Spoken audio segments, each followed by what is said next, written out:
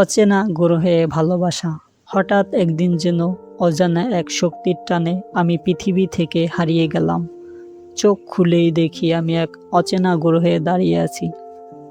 সব কিছু যেন আমাদের পৃথিবীর মতো, আবার যেন অনেকটাই আলাদা। আকাশটা আরও পরিষ্কার, বাতাসে এক ধরনের শান্তির স্পর্শ, আর চারপাশের মানুষগুলো তাদের মুখে এক অদ্ভুত প্রশান্তি। আমি ধীরে ধীরে হাঁটতে লাগলাম। রাস্তার পাশে ছোট একটা বাড়ি চোখে পড়ল।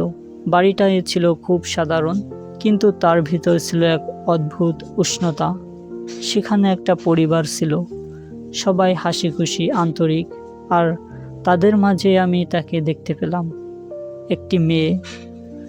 তার চোখে ছিল গভীর শান্তি, আর তার হাসিতে যেন এক অচেনা টান।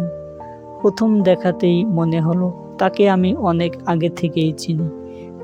আমাদের চোখে চোখ পড়ল, কোনো কথা হয়নি, কিন্তু যেন হাজার কথা হয়ে গেল নীরবে। সেই মুহূর্তেই আমি বুঝলাম আমি তাকে পছন্দ করে ফেলেছি। মেয়েটির পরিবারও যেন আমাকে পছন্দ করে ফেলেছে। ছেলে যেমনই হোক না কেন, ধনী গরিব দেখতে কেমন, এগুলো কিছু যায় আসে না। সবাই যেন পজিটিভ। এমন অবস্থা যে আমি সম্বন্ধ নিয়ে গেলেই তার মেয়েকে আমার হাতে তুলে দিবে। দিন কেটে যেতে লাগলো, কিন্তু তার মুখটা আমার মন থেকে সরল না। আমি ঠিক করলাম আমি তাকে আমার মনের কথা বলবো। সাহস জোগাড় করলাম। একদিন আবার সেই বাড়ির দিকে গেলাম, কিন্তু গিয়ে দেখি সে বাড়িতে নেই। জানলাম সে পড়াশোনার জন্য বাইরে গেছে। এই গ্রহটার জীবনযাত্রা আমাকে প্রতিদিন অবাক করেছিল।